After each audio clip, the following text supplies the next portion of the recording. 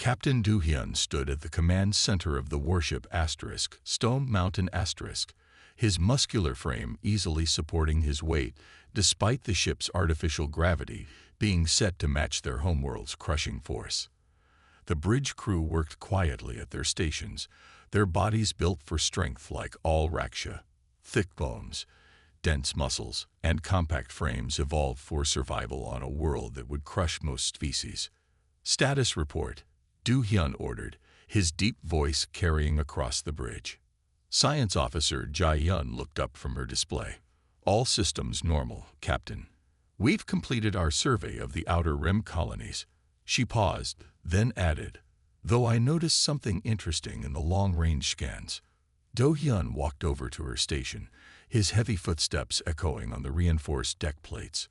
Other species always complained about how Raksha ships were overbuilt, but they had to be. When your average crew member weighed 3 times as much as most alien species, you needed stronger everything. Show me, he said, leaning over her station. Jae-yun brought up a star chart. This sector here, she pointed to a cluster of stars, shows signs of artificial activity, but it's not in any of our databases, and it's in a region we typically avoid due to the high gravity readings. Do-hyun frowned. The Raksha were the only known species capable of surviving on high-gravity worlds. That's why they called them Deathworlders. Any planet with gravity approaching that of Raksha Prime was deadly to the soft-bodied species that made up the galactic assembly. Could it be mining drones? He asked. The Commerce Guild sometimes sends automated equipment to the high-gravity worlds. No, sir.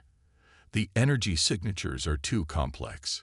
They match patterns we typically see from developed civilizations. The bridge fell silent. Every Raksha knew their history, how their ancestors had evolved on their brutal homeworld, growing stronger while other species developed on gentle worlds with weak gravity. It was their pride, their identity. They were the galaxy's warriors, the only ones tough enough to survive where others would be crushed. Tactical Officer Tae-ho spoke up from his station. Captain, request permission to scan the region with active sensors. Denied, Du-hyun said. We don't want to announce our presence until we know more. Jae-yun, continue passive scans. Tae-ho, plot a course that keeps us at the edge of the sector. We'll observe for now. As the crew carried out his orders, Du-hyun walked to the viewing window. The reinforced transparent metal was another necessity of Raksha engineering. Even their windows had to be stronger than standard ships. He remembered his first meeting with the Galactic Assembly representatives, how they'd marveled at his people's strength, called them magnificent specimens like they were some kind of exotic animals. The Raksha had quickly proven they were more than just strong backs. They were intelligent, capable, and proud. Now the Assembly respected them, feared them even. Captain, Jae-yun's voice interrupted his thoughts. I've analyzed more data. Whatever civilization is out there, they're not just surviving on a high-gravity world. They're thriving. I'm detecting signs of large-scale construction, space traffic, and, she hesitated, what appears to be artificial satellites in defensive formations. Do-hyun turned back to face his crew. Defensive formations? You mean weapons? Yes, sir. Primitive by our standards, but definitely military in nature. The implications were enormous. Another species capable of living on a death world. One advanced enough for space travel and military technology. It shouldn't be possible. Sir, Tae-ho called out, according to historical records, this sector was marked as unexplored, hazardous conditions over a century ago. The original survey team reported extreme gravity readings and marked it as uninhabitable. Do-hyun nodded slowly. So either they were wrong, or someone has been developing out here all this time, unknown to the galaxy. Jae-yun finished. The captain made his decision. Send a message to command. Tell them we found something that requires investigation. Tae-ho, plot a closer course, but maintain passive status. Jae-yun, I want everything you can tell me about this civilization without using active scans. As his crew carried out the orders, Du-hyun felt a strange mix of emotions. The Raksha had based their entire civilization on being unique, the only one strong enough to conquer a death world. If there were others, he pushed the thought aside. First, they needed facts. One more thing, he added. This stays on the bridge for now. The crew doesn't need to worry about theoretical civilizations until we know more. But as he returned to his command chair, Du-hyun couldn't shake the feeling that everything was about to change. The Stone Mountain moved silently through space, its powerful engines barely running as it crept closer to the mysterious sector. 3 days had passed since their discovery, and Captain Do-hyun had hardly slept. He stood at his usual spot on the bridge, watching the main screen with intense focus. "Captain," Jae-yun called out, her voice tight with excitement. "I'm getting clearer readings now. The 4th planet in this system. It's incredible."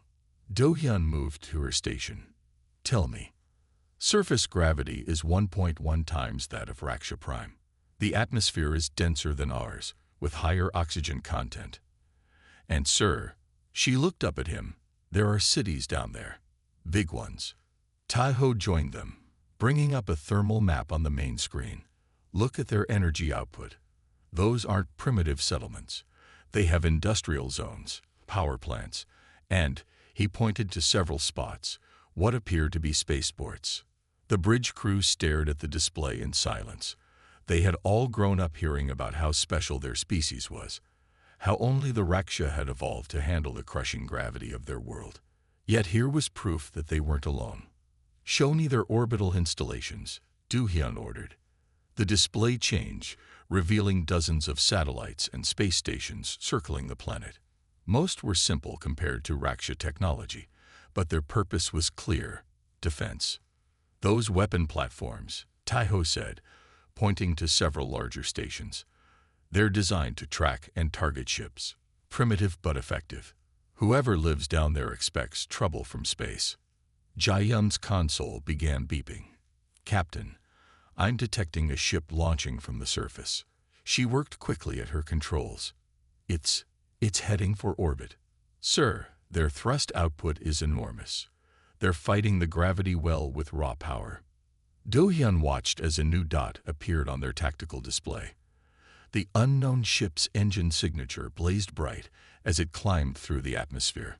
Their technology might be less advanced, but they had clearly mastered the basics of space travel. "Are they aware of us?" he asked. Tae-ho shook his head. "No, sir. We're still running dark, and we're well outside their sensor range. This appears to be routine traffic." "Sir," Jae-yun said softly, "I've been analyzing their communications. Their broadcasts are, well, they're not encrypted. They're transmitting entertainment, news, and data openly." She paused. "They call themselves humans, and their planet is Earth." Do-hyun considered this information. An entire civilization of Deathworlders, previously unknown to the galaxy. The implications were enormous. The Raksha's position in the galactic assembly was largely based on their unique ability to operate in high-gravity environments. How would the other species react to learning there was another race of strong-worlders? "Captain," Tae-ho interrupted his thoughts, "3 more ships are launching. They appear to be cargo vessels." He studied his readings. "Their design is interesting, built for durability rather than comfort, like ours." Jae-yun continued her analysis. "Sir, from what I can gather from their broadcasts, they don't know about the wider galaxy. They think they're alone." That made sense. This system was far from regular trade routes, and the high gravity would have kept casual explorers away. The humans had developed in isolation, just as the Raksha had before their first contact. Do-hyun made his decision. "Send a priority message to command. Tell them we've confirmed the existence of an advanced civilization on a high-gravity world. Request instructions on first contact protocols." As the message was sent, he turned to his crew. "We may be about to meet our equals in strength. This could change everything, for us and for them." He straightened his uniform. "Whatever happens next, remember this moment. We're not just making history. We're rewriting it. The bridge crew returned to their duties with new energy. They had all joined the defense force seeking adventure, but none had expected anything like this. They watched the human ships going about their business, unaware that they were being observed, unaware that their isolation was about to end. "Sir," Jai-Yun said quietly, "what do you think they'll be like?" "These humans." Do-Hyun looked at the image of Earth on the main screen. "We're about to find out. But one thing's certain. Anyone who can build a civilization on a world like that deserves our respect." The Stone Mountain continued its silent watch, waiting for orders that would begin a new chapter in galactic history. 3 weeks after discovering Earth, Captain Do-Hyun stood in the main hall of Unity Station, a neutral meeting point chosen for first contact. The station's gravity was set to Earth normal, which felt almost exactly like home. Around him, his crew tried not to stare at the other species gathering to witness the historic meeting. "They're late," Tae-ho whispered, standing at attention beside his captain. "They're exactly on time," Jai-Yun corrected, checking her display. "We're just early. Raksha military habit." Do-Hyun smiled slightly. They had spent the last week preparing for this moment. After Command received their report, things had moved quickly. The Galactic Assembly had been informed, diplomatic channels had been opened, and humanity had responded to first contact with surprising calm. The station's main doors slid open. The human delegation walked in, and the Raksha got their first close look at Earth's people. They were different from the Raksha, taller, less muscular, with varied colors of skin and hair, but they moved with the same easy confidence of people used to heavy gravity. Ambassador Harem stepped forward to meet them. He was chosen for this role because of his calm nature and diplomatic skills. "Welcome to Unity Station," he said in clear Standard Galactic. "I am Ambassador Harem of the Raksha Confederation." The human leader stepped forward. She was tall for her species, with dark skin and gray hair. "I am Ambassador Chen of Earth's United Nations. We are honored to meet you." Her Standard Galactic was careful but clear. They had been given language data in the initial contact package. Do-Hyun watched as both groups sized each other up. The other alien species present, mostly station staff and diplomatic observers, kept their distance. To them, both humans and Raksha were giants from deadly worlds. "Please," Harem gestured to the conference room. "Shall we sit and talk?" The meeting room had been specially prepared with reinforced chairs. As everyone sat down, Do-Hyun noticed how the humans moved. Efficient, careful, like they were always aware of their strength, just like the Raksha. "First," Ambassador Chen began, "we want to thank you for how you handled first contact. Your patience in observing us first, then making peaceful contact, it showed wisdom." Harem nodded. "We recognized ourselves in you, a species that evolved on a world that others would find deadly. We know the challenges you must have faced." "Yes," Chen smiled, "though we didn't know our world was special until you told us. To us, Earth was just home." Jai-Yun, who was there as a scientific advisor, spoke up. "If I may, we've analyzed the data you shared. Your species' adaptations are fascinating. You evolved different solutions to the same problems we faced." One of the human scientists, a younger man, leaned forward with interest. "We noticed the same thing. Your dense muscle structure versus our endurance capabilities. Your thick bones versus our efficient cooling system. Perhaps," Harem said diplomatically, "we could learn from each other." The conversation continued, moving from biology to culture, from technology to history. Do-Hyun noticed how similar their stories were. Both species had fought hard to survive, had developed strong martial traditions, had learned to build things that lasted. "There is one matter," Ambassador Chen said finally, "that concerns us. Your message mentioned other species, a galactic assembly. Why haven't they contacted us before?" Harem looked uncomfortable.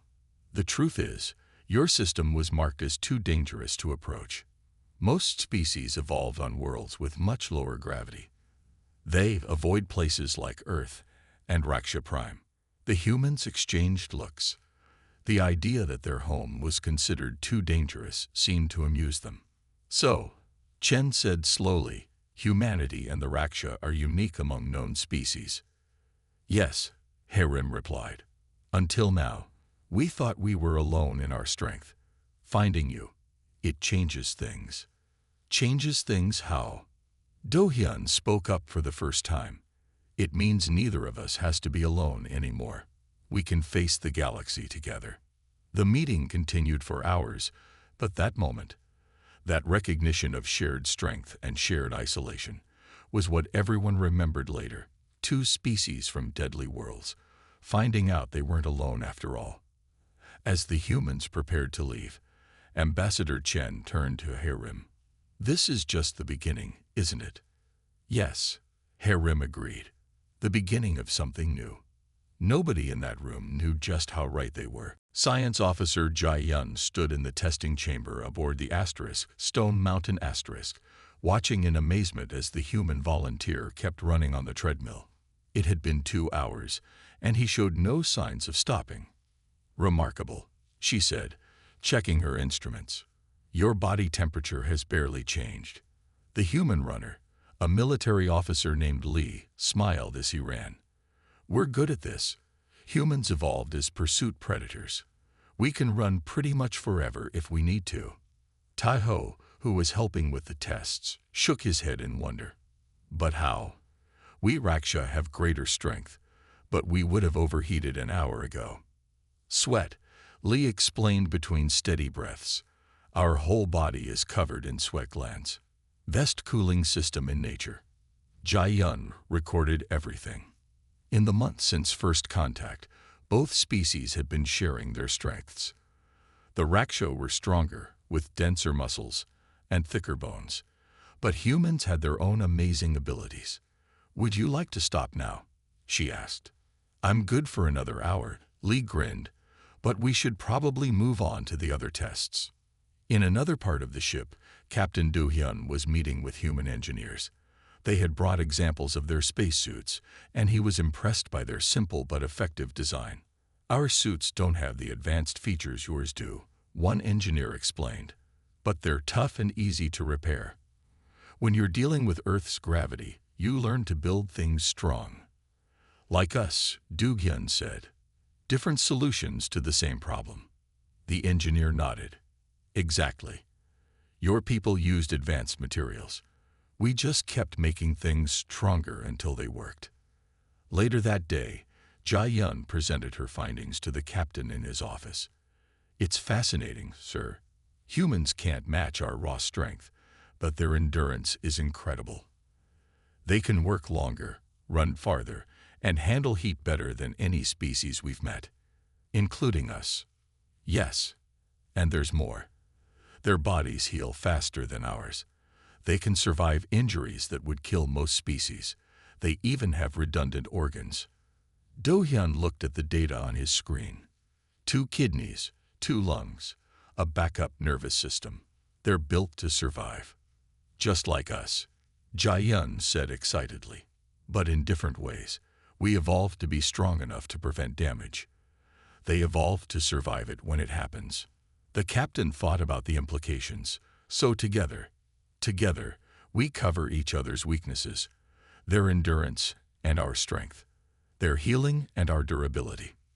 The door chimed, and Tae-ho entered with more test results.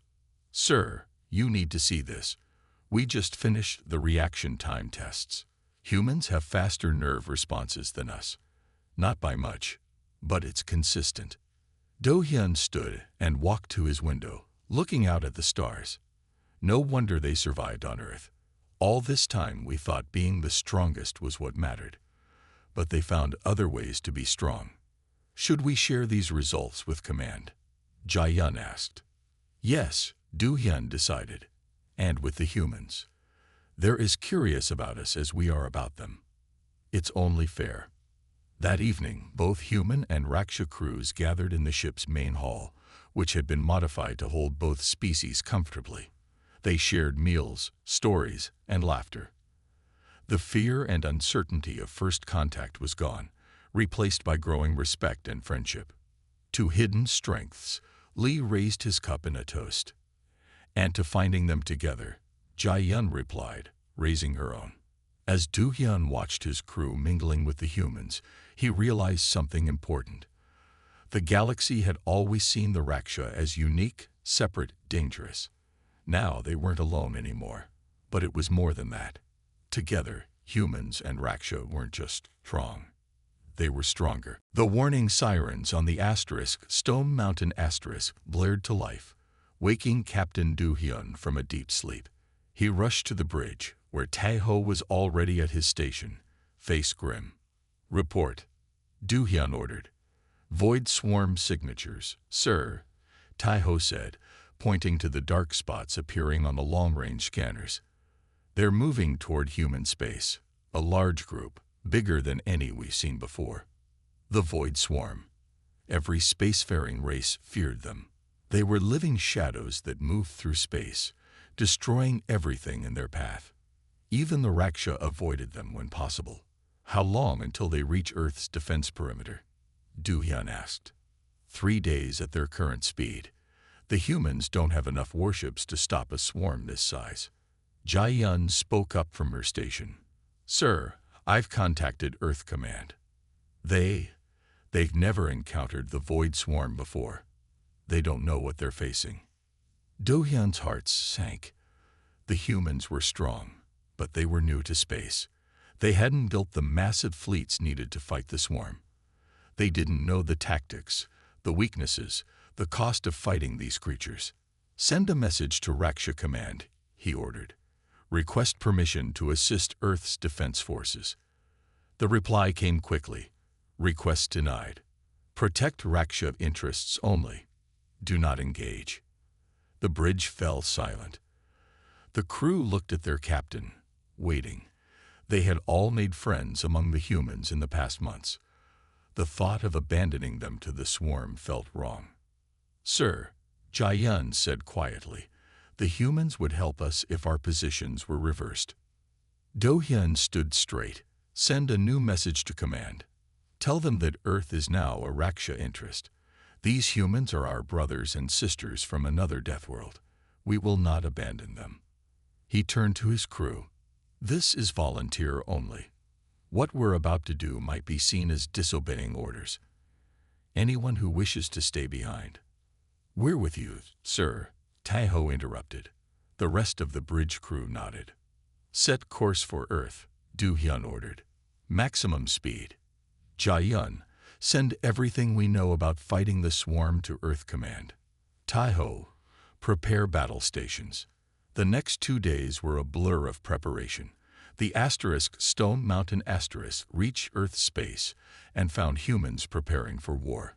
Their ships were simpler than Raksha vessels, but sturdy and well-armed.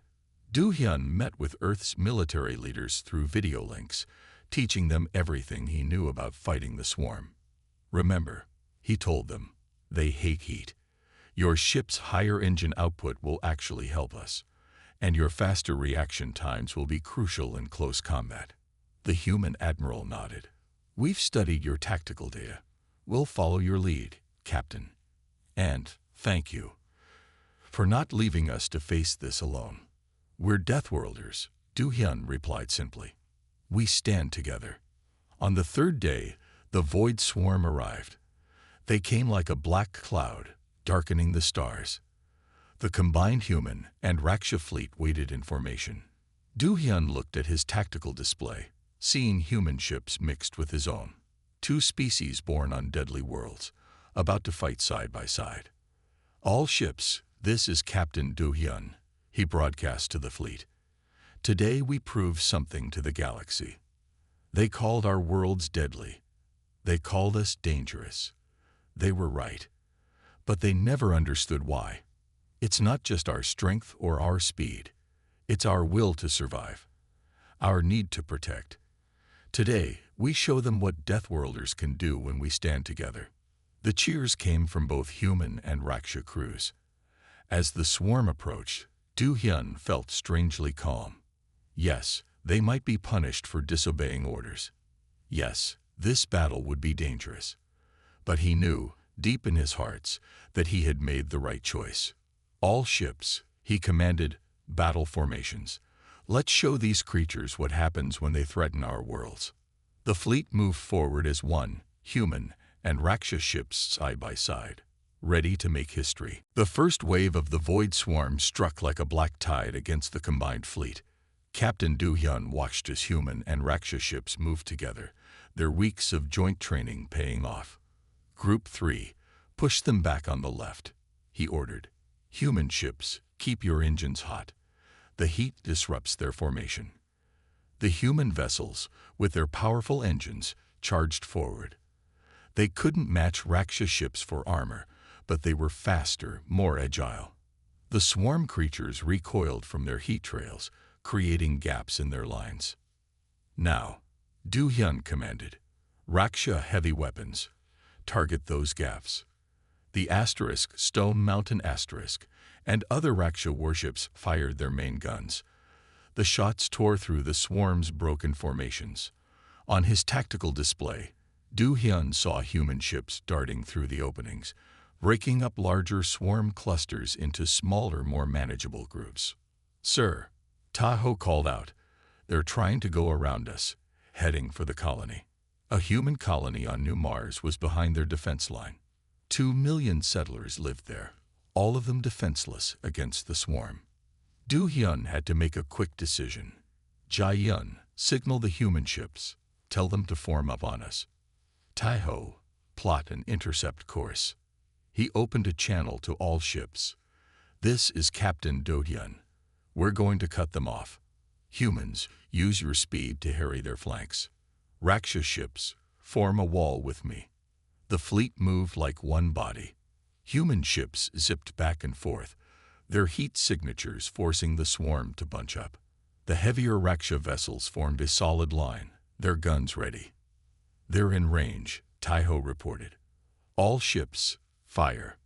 The space between the fleets lit up with weapons fire. The swarm creatures screamed, a sound that carried even through the vacuum of space.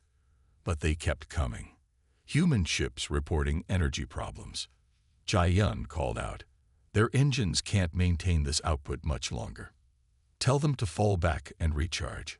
We'll hold the line. The battle raged for hours. Human ships would charge in, force the swarm to cluster, then retreat while Rakshas ships hammered the grouped enemies. It was working, but the swarm's numbers seemed endless. Captain, Tahoe shouted suddenly. 5 swarm queens approaching. They're going to break through our left flank. The queens were the largest, strongest type of swarm creature. Even Rakshas ships avoided fighting them directly. Du-hyun knew their line wouldn't hold against 5 at once. Then a new voice came over the comm. This is Admiral Chen of Earth Fleet. We've got this. 6 human ships shot past the Raksha line. They flew straight at the queens, their engines pushing past safety limits. The heat was so intense that Du-hyun's sensors couldn't see through it. They'll burn up their engines, Jae-yun said. No, Du-hyun replied, understanding the human plan. They'll burn up the queens. The human ships flew right through the queen formation, their overloaded engines creating a heat wave that the queens couldn't survive. When the thermal readings cleared, all 5 queens were gone. The human ships were damaged but alive.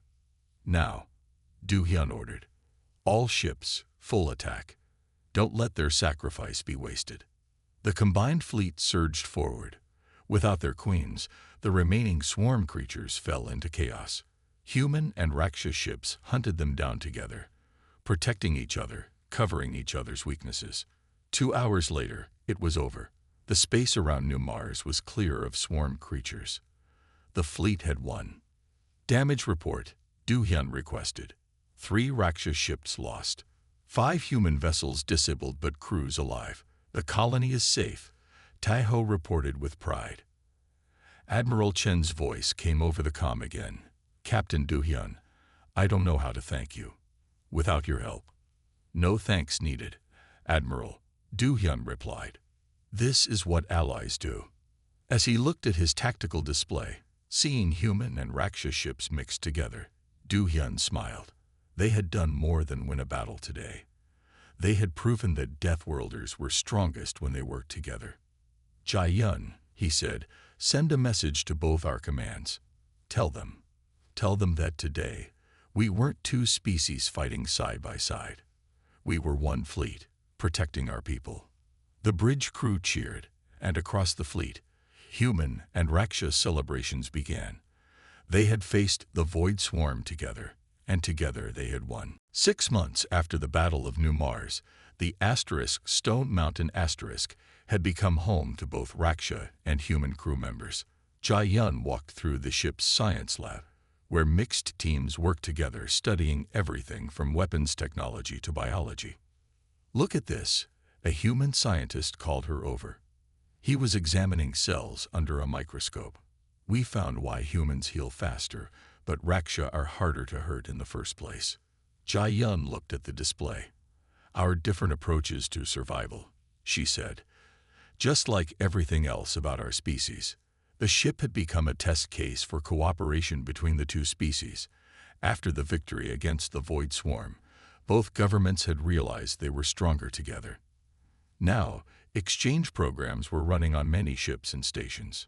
Captain Du-hyun sat in his office, reading reports from other vessels.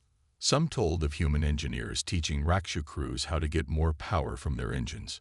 Others described Raksha warriors training humans in advanced combat techniques.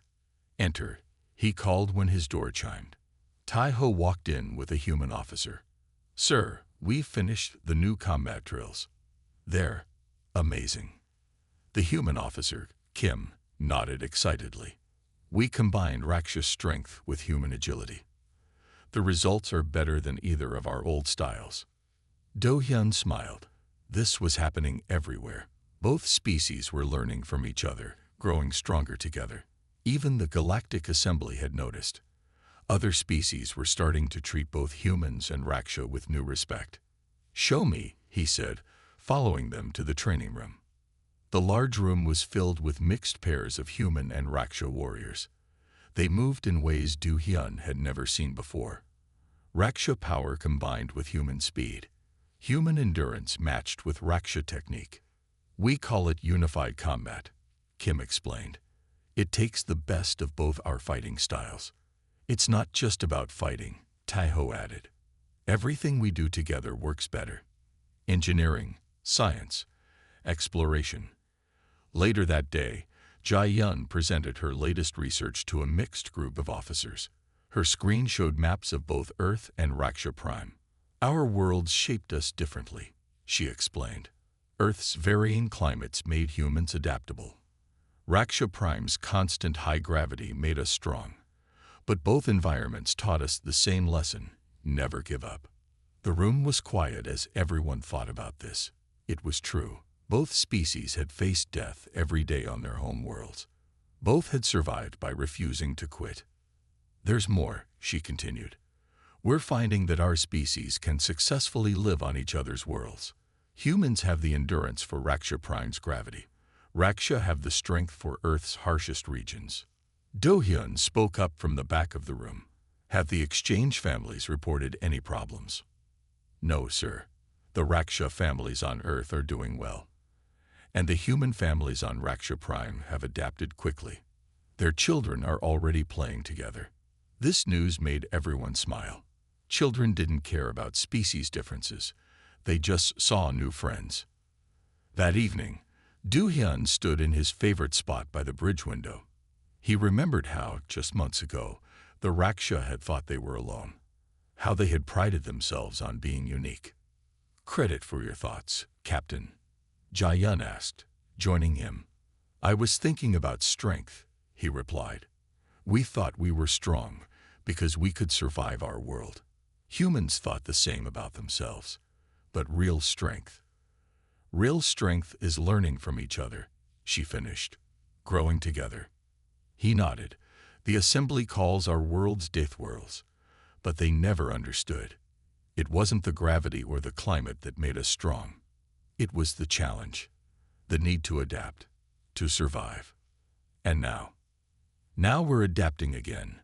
But this time, we're doing it together. He turned to look at his mixed crew working on the bridge. We're not just surviving anymore. We're thriving. As if to prove his point, alarms started blaring. But there was no fear this time. Human and Raksha crew members moved to their stations as one team, ready to face whatever was coming. Together, as they would from now on. 1 year after humans and Raksha first met, Captain Do-hyun stood in the Great Hall of the Galactic Assembly. The massive room was filled with representatives from every known spacefaring species. Today, they would witness something historic. Ambassador Harim and Ambassador Chen stood together at the speaking platform. Behind them, a new flag hung, blue and gold, showing 2 stars circled by a chain, the symbol of the Deathworld Alliance. The Assembly recognizes the formation of the Deathworld Alliance. The Assembly Speaker announced, "Let the record show that humanity and the Raksha are now formally united." Do-hyun watched proudly as Harim stepped forward to speak. For too long, our worlds were seen as places to fear. Our people were viewed as dangerous, different, separate from the rest of the galaxy. Today, that changes. Chen took her place beside him. The alliance isn't just about combining our military strength or sharing technology. It's about showing the galaxy a better way. Together, we are proving that differences can make us stronger. From his place in the audience, Do-hyun saw many assembly members shifting uncomfortably. They weren't used to seeing Deathworlders working together. 2 strong species joining forces changed the balance of power in the galaxy. Jae-yun, sitting beside him, whispered, "Look at their faces. They're scared." "They don't need to be," Do-hyun replied. "We're not here to threaten anyone. We're here to help protect everyone."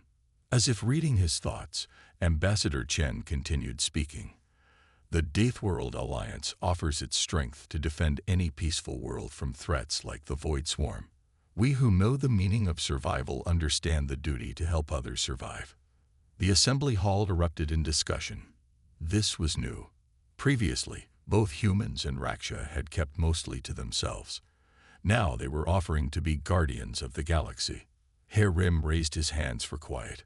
"But this alliance means more than just protection. We are opening schools where our peoples can learn together, building cities where we can live together, creating a future together." On the huge screens around the hall, images appeared.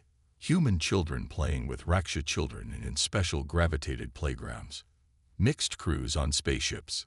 Scientists from both species working side by side.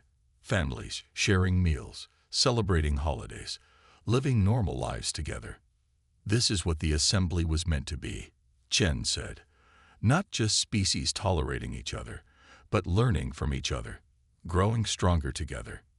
Do-hyun remembered his own journey, from thinking the Raksha were unique, to discovering humans, to fighting alongside them, to today. Everything had changed, and everything was better for it. The assembly voted to recognize the alliance officially. As members began to leave, Do-hyun noticed something interesting. Other species were approaching human and Raksha representatives, asking questions, showing interest instead of fear. Captain Taeho called from nearby. "The first Joint Academy class is graduating next week. Will you speak at the ceremony?" Do-hyun nodded. The academy was special to him, young humans and Raksha training together to serve on mixed crews. The future of both their peoples. "The galaxy's changing," Jae-yun said as they walked back to their ship. "And we're changing with it." "For the better," Do-hyun agreed. He stopped at a window, looking out at the stars. "You know what I think? Maybe there are no death worlds. Just worlds that make you stronger if you're willing to learn their lessons." That evening, aboard the Stone Mountain Asterisk, Do-hyun wrote in his personal log, "Today marks the official beginning of the Deathworld Alliance. But the truth is, it began the moment we discovered we weren't alone. When we learned that strength comes in many forms, that survival means more than just living. It means growing, changing, reaching out to others who understand your struggles." He looked around his bridge, where human and Raksha crew worked together, as if they had always done so. They were no longer two species trying to work together. They were one crew, one team, one family. The rest of the galaxy call our worlds deadly, he wrote. They never understood that facing death each day taught us the true meaning of life. Now we can teach them. Together. Outside the ship's windows, the stars beckoned. There were still mysteries to solve, dangers to face, wonders to discover. But now, they would face them all together. The Deathworlders had found their true strength, each other.